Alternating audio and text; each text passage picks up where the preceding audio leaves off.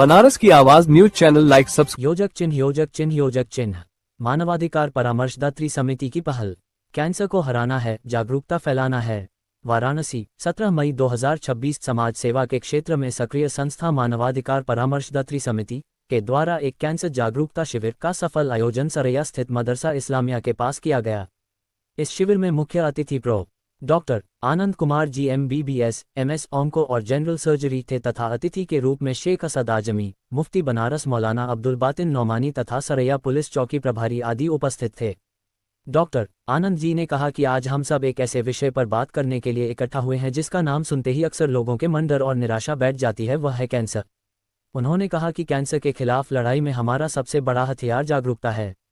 उन्होंने कैंसर से संबंधित जानकारी सभी से साझा की और साथ ही ये भी बताया कि आज मेडिकल साइंस ने इतनी तरक्की कर ली है कि शुरुआती दौर में पता चलने पर कैंसर को पूरी तरह ठीक किया जा सकता है, जिसके लिए जागरूकता सबसे जरूरी है। कार्यक्रम के संरक्षक सरैया क्षेत्र के पार्षद हाजी औकास अंसारी ने समिति के इस प्रयास की सराहना करते हुए कहा कि जन स्वास्थ्य के लिए ऐसे जागरूकता अभियान समय समय पर आयोजित होने चाहिए।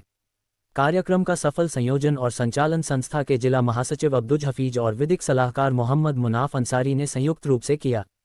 वहीं मंडल अध्यक्ष सोहेल अहमद ने सह संयोजक की भूमिका निभाते हुए कार्यक्रम की व्यवस्थाओं को सुचारू रूप से सुनिश्चित किया। कार्यक्रम के अंत में मुफ्ती मौलाना अब्दुल बातिन नौमानी ने सभी अतिथियों को स्मृति चिन्ह देकर सम्मानित किया। इस अवसर पर ताहिर शम्स अंसारी, सोहेल अहमद, अजीब अहमद, मोहम्मद यहया, मोनाफ अंसारी, मुजीबुर रहमान, परवेज अहमद, असजद अली, पवन कुमार गुप्ता तथा संस्था के सदस्य उपस्थित थे। योजक चिन्ह कोई भी अक्लमंद इंसान ऐसा नहीं होगा कि जो पैसा दे करके ऐसी चीजें खरीदे जो उसकी सेहत के लिए नहीं बल्कि उसकी जिंदगी के लिए खतरा है। उसको अच्छा रखना चाहिए। एक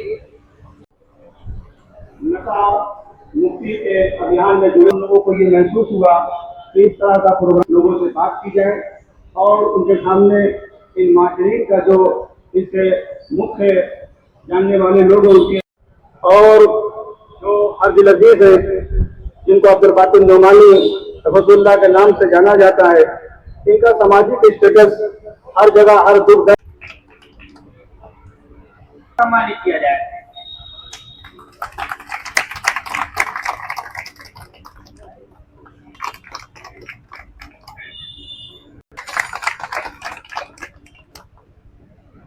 ये आसिफ भाई बहुत ही सही हमारे बड़े भाई हैं।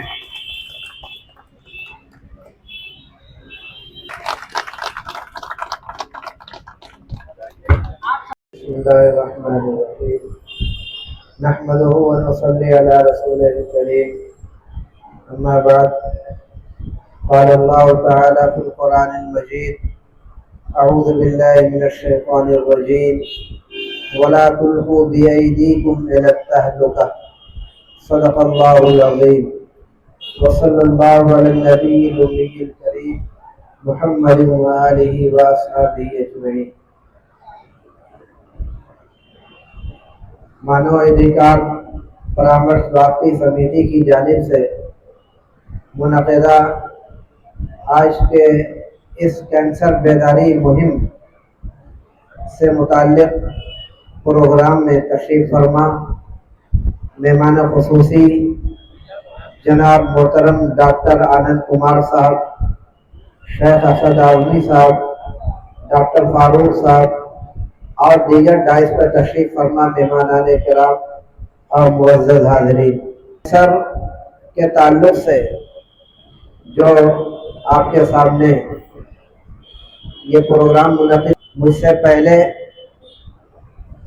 फजीलतुल शेख जनाब शेख असद आज़मी साहब हफ़िज़हुल्लाह ने बहुत ही कामिल और मुकम्मल तौर पर मालूमात अफ़ज़ा, मुफीद और कीमती बातें आपके सामने रखी हैं। इनकी तफसीली गुफ्तगू के बाद मज़ीद अब कुछ कहने की ज़रूरत बाकी नहीं रह गई है। अलबत्ता उनकी बातों की तायीद करते हुए ये बात कहना चाहूँगा कि खुद कुरान करीम में अल्लाह रब्बुल आलमीन ने भी इसकी तरफ हमें मुतवज्जह फरमाया है कि आदमी को अपनी जान का ख्याल रखना चाहिए।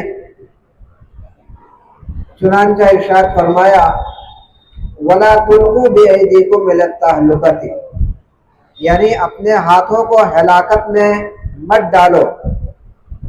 मुराद ये है कि हलाकत और बर्बादी और जानी और माली नुकसान जिन चीज़ों के अंदर हो उनसे अपने आप को बचाओ। आपने तफसील से सुना कि ये सारी चीज़ें जो नुकसानदेह हैं, तंबाकू वगैरह और गुटखा, ये सारी तफसीलात, तो मालूम जब हो गया कि ये चीज़ें नुकसानदेह हैं तो हमारे ऊपर ये लाजिम हो जाता है कि हम अपनी सेहत का ख्याल रखते हुए इन चीज़ों से अभी से बचने का एहतमाम करें।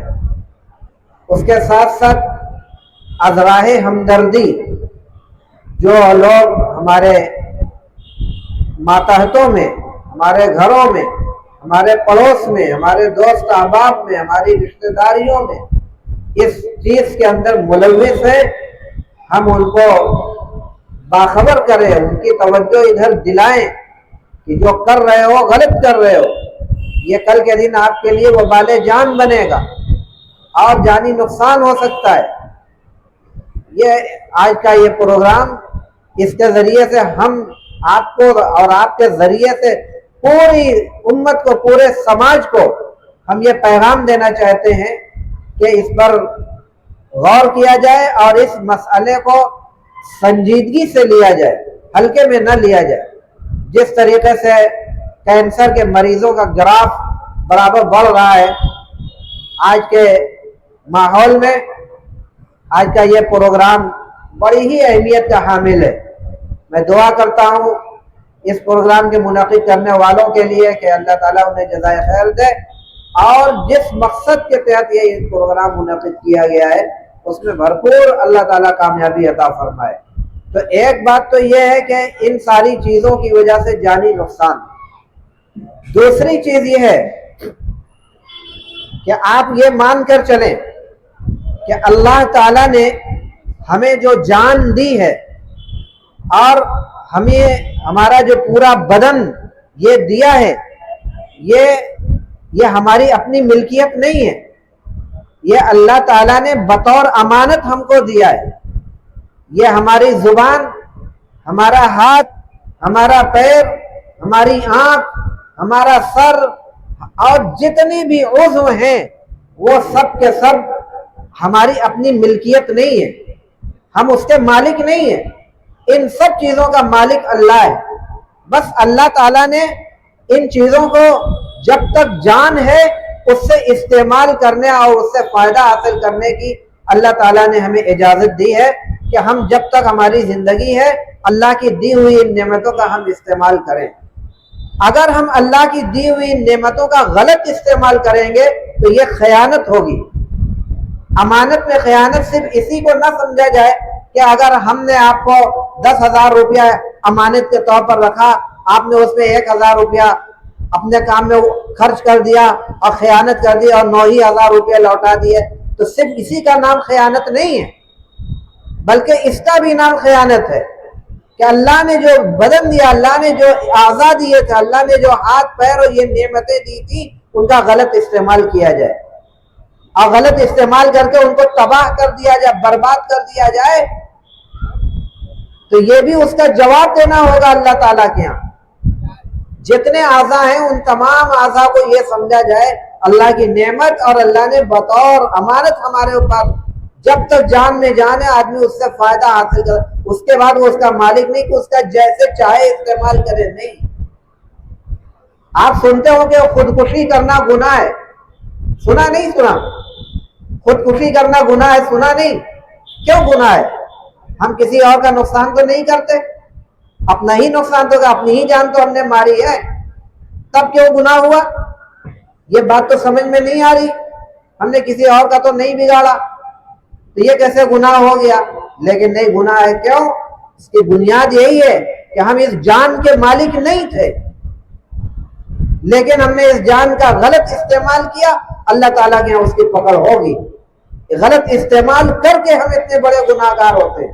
तो चाहे जान एक बारगी दे दी जाए और चाहे कोई ऐसी नकल हरकत की जाए जिसकी वजह से कोई मर्ज पैदा हो जाए और आहिस्ता आहिस्ता हम मौत के मुंह में चले जाए, दोनों एक बराबर है। इसमें टाइम नहीं लगा और उसमें टाइम लगा, बस यही इतना फर्क है।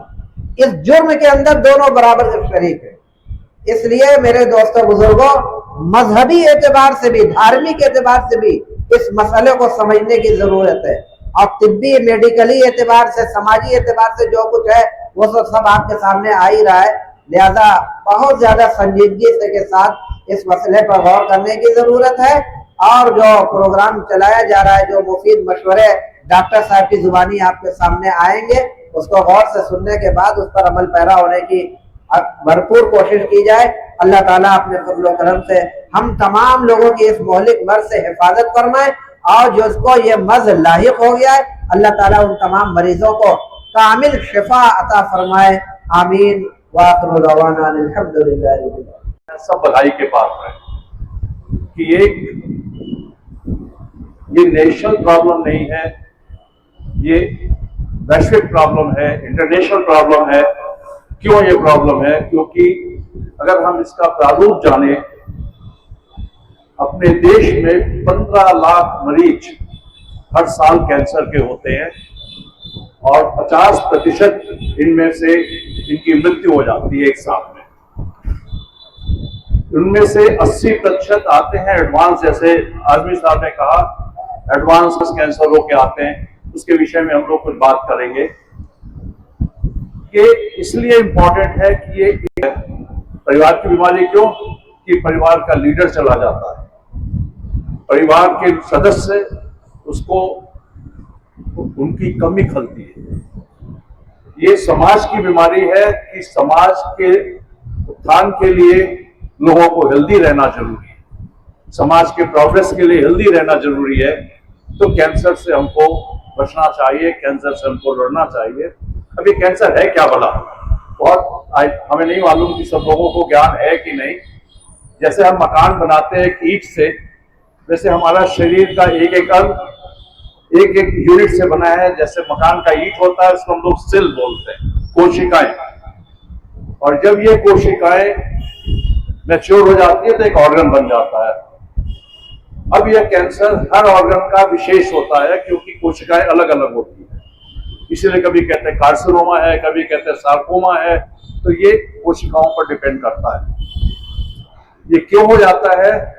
ये दुष्ट कोशिकाएं हो जाती है, कहते हैं शरीर और सदी। तो ये सदी कोशिकाएं हो जाती हैं और ये प्रोग्रेस करती रहती है, किसी के नियंत्रण में नहीं रहती, कंट्रोल में नहीं रहती, इसलिए कैंसर हो जाता है इनको। इसलिए हमारा जब ट्रीटमेंट की बात करेंगे तो ट्रीटमेंट में ये होता है कैसे हम इनको रोकें, कैसे कम करें, इनका वॉल्यूम कैसे कम करें। तो वो ध्येय होता है ट्रीटमेंट का। कैंसर होता क्यों है? आजमी साहब ने बताया तंबाकू बहुत इंपॉर्टेंट है। तंबाकू और अल्कोहल, 30% कैंसर तंबाकू और अल्कोहल से ही होता है। और समाज को में संदेश जाना चाहिए तंबाकू अच्छी चीज नहीं है, उसका कभी भी यूज ना करें तो अच्छा है। ये हम अपने आप को इनवाइट कर रहे हैं प्रॉब्लम में डालने के लिए। तो तंबाकू से हमको बचना चाहिए, अल्कोहल के सेवन से बचना चाहिए। अल्कोहल लिवर कैंसर, खाने की थैली का कैंसर, खाने की नली का कैंसर अल्कोहल करता है। तीसरी इंपॉर्टेंट बात है वायरस। जनेंद्री में वायरस इंपॉर्टेंट होता है कैंसर का। मुख्य कैंसर में वायरस भी इन्वॉल्व होता है। मोटापा एक कारण है। हम हेल्दी लाइफस्टाइल को अडॉप्ट करें। हम दिन भर सोते रहते हैं, आजकल बच्चों को देखिए रात को 2 बजे सोते हैं, 10 बजे तक सोते रहते हैं। पेरेंट्स का कंट्रोल बच्चों पे नहीं है। ये हेल्दी लाइफस्टाइल नहीं है। एक प्रॉपर हेल्दी खाना खाना। अब कहें कि गरीब लोग हेल्दी खाना कैसे खाते, वो ज्यादा हेल्दी खाना खा सकते हैं। क्योंकि उनकी अवेलेबिलिटी फ्रेश फूड है, फ्रेश वेजिटेबल है, फ्रेश सीजनल फ्रूट्स हैं, वो खाने से हमेशा ही अच्छा रहता है। ये इम्पोर्टेंट बात है कि हम अपनी लाइफस्टाइल को, जीवन शैली को बदलें, जीवन शैली को स्ट्रेस पे ना डालें, जीवन शैली में बदलाव लाएं, ये एक नियमित ढंग से रहे। जब हम मरीज आता है तो मरीज कहता है कि डॉक्टर साहब स्टेज बता दीजिए, स्टेज क्या है। अर्ली स्टेज की बात कही आजमी साहब ने। अर्ली स्टेज में बीमारी का पकड़ लेना बहुत अत्यंत आवश्यक है, और इसके लिए हम अपने आप स्वतः इलाज ना करें। बहुत कॉमन प्रॉब्लम है, हमने एंटासिड खा लिया, पेन 40 खा लिया, पेंटाप्रोजोल खा रही थी, हमने आप अपनी दवा ले ली। ऐसा कभी ना करें। कब हम समझें कि हमको कैंसर की उत्पत्ति हो सकती है, जब अनावश्यक रूप से हमारी जीवन शैली में बदलाव आए। अगर हमारा रूटीन है कि हम टॉयलेट जाते हैं 24 घंटे में एक बार, और अगर ये 4 दिन में नहीं हो रहा है या दिन में 4 बार हो रहा है, दोनों गलत है। तो जीवन शैली में बदलाव अगर आती है तो हमें सस्पेक्ट करना चाहिए कि हमको जाना है, प्रॉपर हॉस्पिटल में जाना है, प्रॉपर डॉक्टर के पास जाना है और इलाज कराना है, डायग्नोसिस करानी है, निदान कराना है। कहीं शरीर में कोई गांठ की उत्पत्ति होती है, गांठ कई सारी चीजों से होती है, लेकिन कैंसर में गांठ होना बड़ा कॉमन होता है। कहीं घाव होता है जो नहीं बढ़ता, नॉर्मली ये घाव कहीं भी होता है, हफ्ते 10 दिन में बढ़ जाता है, लेकिन घाव जो 3 हफ्ते 4 हफ्ते से नहीं भर रहा है और उससे रक्त स्राव हो रहा है, शरीर में कहीं से भी रक्त स्राव जो अनावश्यक है हो रहा है, तो वो सब 4-5 चीजें हैं जो बड़ी कॉमन है, और हमको इमीडिएटली तुरंत एक प्रॉपर निदान के लिए अपने को सबमिट करना चाहिए।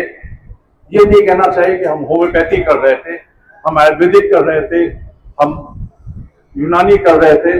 करें, कोई बुराई नहीं है, लेकिन आपका निदान पहले हो जाना चाहिए और आपको डायरेक्शन मिल जाना चाहिए, दिशा निर्देश मिल जाए कि किस दिशा में हमको अपना इलाज कराना है, जिससे कि हम अर्ली स्टेज में बीमारी को पकड़ के और उसका प्रॉपर ट्रीटमेंट कर पाए। उसके लिए जरूरी है कि एक ऐसा हॉस्पिटल हो जहां पर सारी सुविधाएं हो और विशेषज्ञ हो। वो शुरुआती स्टेज में बहुत जरूरी है। अपने आप स्वतः इलाज ना करें, स्वतः इलाज करने से वो एडवांस स्टेज आ जाती है, और जब एडवांस स्टेज आ जाती है तो डॉक्टर के पास भी शायद नहीं कुछ होता। हम कई बार हतीफ साहब को बोल चुके हैं, मैं तो ऑपरेशन नहीं करूंगा, और किसी को करना है तो कर ले, मैं नहीं करूंगा। क्यों नहीं करूंगा? उसका रीजन है, मरीज के इलाज के लिए ज्यादा जरूरी है कि उसको यूजफुल लाइफ देना, परिवार के लिए उसका रहना बहुत जरूरी है। हम करके उसको 2 महीने हॉस्पिटल में रखें और 4 महीने में उसकी मृत्यु हो जाए तो क्या फायदा? उसमें मरीज का खर्च, नेशनल रिसोर्सेज का वेस्ट, सब कुछ इसमें इन्वॉल्व है। तो हमारा उद्देश्य क्या होना चाहिए कि हम अर्ली स्टेज में पकड़े बीमारी को, इलाज करें, जिससे कि उसको हम यूजफुल लाइफ दे सकें। और 2 महीने की लाइफ बचाने के लिए हम कीमोथेरेपी, इम्यूनोथेरेपी और थेरेपी पे थेरेपी देते रहते हैं, उसका कोई औचित्य नहीं है। अब दूसरी बात आती है बायोप्सी की। एक बहुत भ्रांतियां हैं कि बायोप्सी करने से कैंसर फैलता है। बायोप्सी करने से कैंसर कम, एक मिलावटी इलाज है जिसमें मल्टी मोडेलिटी वर्ड यूज करते हैं। ये 4 ढंग है, चारों ढंग में कौन सा ढंग उचित होगा वो कैंसर पर डिपेंड करेगा, वो कैंसर की स्टेज पर डिपेंड करेगा। तो वो ट्रीटमेंट का प्रारूप है कि सर्जरी, रेडियोथेरेपी, कीमोथेरेपी, ये जरूरी है। कैंसर एक छुआछूत की बीमारी है। एक भ्रांति ये है कि छुआछूत की बीमारी है, हमको कैंसर हो गया तो अपने परिवार वालों ने हमको अलग कर दिया। ये गलत धारणा है, ऐसी धारणा नहीं होनी चाहिए। कैंसर छुआछूत की बीमारी कतई नहीं है, जेनेटिक बीमारी। हमको कैंसर हो गया तो हमारे बच्चों में कैंसर हो जाएगा, सही बात है। 10% जेनेटिक कैंसर होते हैं, 10%, 90% नहीं होते। तो जब जेनेटिक कैंसर, जो भी कैंसर, जब ब्रेस्ट कैंसर जेनेटिक कैंसर है, स्तन का कैंसर जेनेटिक कैंसर है, तो अगर जेनेटिक कैंसर है, जीन्स है उसमें, तब उनको हमको काउंसलिंग करनी पड़ती है। तो जब भी डिटेल में पता लगे किस तरह का कैंसर है, तो जेनेटिक एक रीजन हो सकता है कि वांछित बीमारी हो सकती है, लेकिन 100% में नहीं होती। तो सब लोग क्यों भयभीत हो जाते हैं? भयभीत होने की आवश्यकता नहीं है। सब ज्यादा इंपॉर्टेंट बात होती है कैंसर के लिए मरीज को संभालना, मरीज को अलग नहीं करना है। अब कौन संभालेगा? मरीज को संभालेंगे परिवार के लोग, मरीज को संभालेंगे पड़ोस के लोग, मरीज को संभालेंगे दोस्त लोग, समाज के लोग। ये हम सबका एक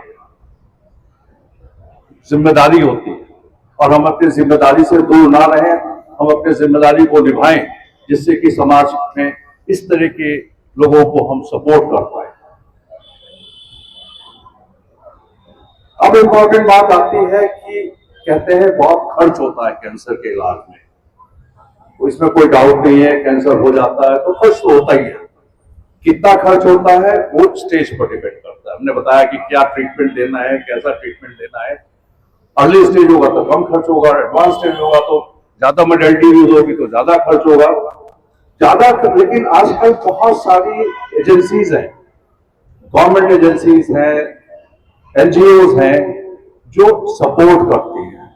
तो उसकी भी हम एक गुजारिश करेंगे कि इस तरह की भी नॉर्म्स होना चाहिए, फैलाना, लोगों में धारणा जानी चाहिए कि क्या क्या एजेंसीज है जो सपोर्ट करती है, सपोर्टिंग एजेंसीज। जैसे प्राइम मिनिस्टर की योजना है, चीफ मिनिस्टर की योजना है, आयुष्मान योजना आजकल बहुत अच्छी योजना है। आयुष्मान योजना गरीबों के हित के लिए बहुत इंपॉर्टेंट बात है। 5 लाख का इलाज साल में मुफ्त होता है। कुछ उसमें प्रॉब्लम है, लेकिन हाँ, गरीबों का भला तो हो रहा है। तो ये सब योजनाओं के विषय में भी लोगों को ज्ञान होना चाहिए, और इसके लिए आप थोड़ा सा कुछ प्रमोशन कैसे करेंगे, वो आई थिंक ये जो मानवाधिकार समिति है वो ज्यादा इस बारे में ज्ञान होगा, कि जानते होंगे कि कैसे करना है, इसको भी करना चाहिए ना। कैंसर की चुनौतियों को लेना है हमको, और उससे हमको लड़ना है। और चुनौती क्या है? समाज में लोगों को सपोर्ट करना, अलग नहीं करना, उनको सपोर्ट करना है। कैसे सपोर्ट करना है? फिजिकली सपोर्ट करना है, फाइनेंशियली पैसे से सपोर्ट करना है, मानसिक रूप से सपोर्ट करना है। ये सारी चीजें एक सामाजिक रूप से सपोर्ट करना है, जिससे कि हम इंडिविजुअल को, समाज को मजबूत बना सके। ये कुछ बातें हैं जो अति आवश्यक है कैंसर की।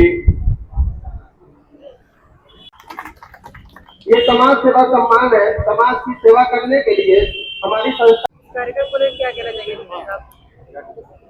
ह्यूमन राइट्स एडवाइजरी कमेटी की जानिब से ये जो प्रोग्राम मुनक़िद किया गया है, वक्त की बहुत अहम तरीन ज़रूरत है।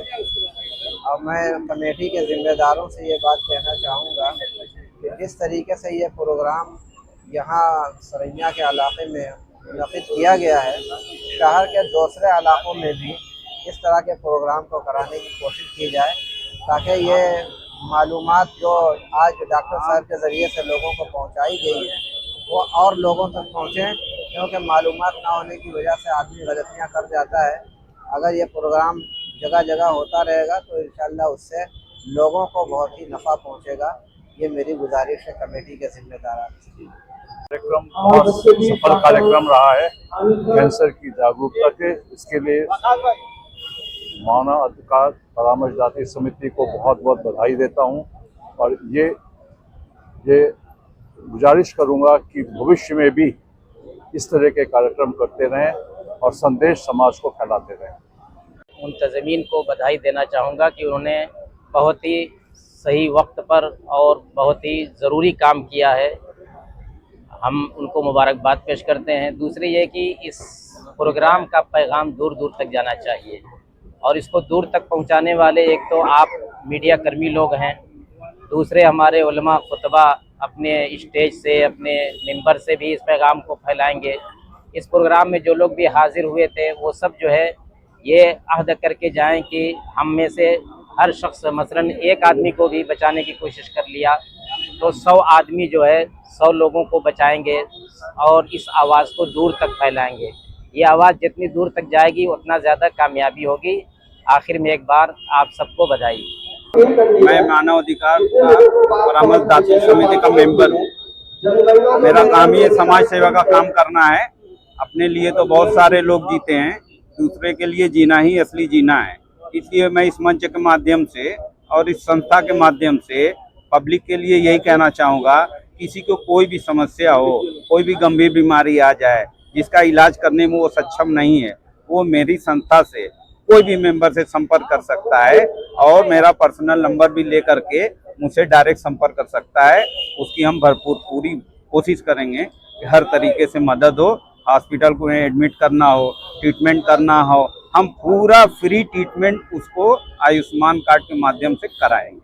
क्या बताया जाएगा कि किस तरह घर बैठे बैठे जनगणना के सवालों का जवाब दिया जाए, इसके लेकर मीटिंग है। आप सभी हजरात जो भी जागरूक हो, तो इसका स्कूल 8 साल से लिया हॉस्पिटल में जाया करते थे। शाम 6 से डॉक्टर आनंद कुमार जी ने शाम 6 से हमारे यहाँ जो मरीज आ रहे हैं, को लेकर 10 मरीज में से एक मरीज कैंसर का शुरू आ रहा जानकारी है। है। इसकी वजह से उन्होंने हमसे मानवाधिकार वालों से कहा था कि एक प्रोग्राम कीजिए जिसमें हम आएंगे, लोगों को जागरूक करेंगे। तो ये प्रोग्राम कामयाब रहा, वो आए, इसके लिए हम सभी का शुक्रिया अदा करते हैं। धन्यवाद। मुनाफ अंसारी, पेशे से मैं एक अधिवक्ता हूं और मैं मानव अधिकार परामर्शदात्री समिति का एक सदस्य, जिसको जिला विधिक सलाहकार के रूप में इसमें नामित किया गया। आज हमारी संस्था के माध्यम से एक प्रोग्राम किया गया था, कैंसर जागरूकता प्रोग्राम। आप तमामी हजरात और यहाँ पे आए मंचासीन सभी लोगों के माध्यम से हमारा प्रोग्राम काफ़ी सफल हुआ। आगे हमारी ये कोशिश रहेगी कि इस प्रोग्राम को और बढ़ चढ़ कर किया जाए ताकि लोगों में कैंसर जैसी बीमारी फैलने से रोका जा सके। और हमारी संस्था का उद्देश्य ये है कि जन जन तक उनकी परेशानियों के लिए लड़ने के अधिकार को बताना, उनकी परेशानियों को दूर करना। सबसे मेन उद्देश्य हमारा ये है कि ह्यूमन राइट, लोगों को उनके अधिकार के बारे में बताना।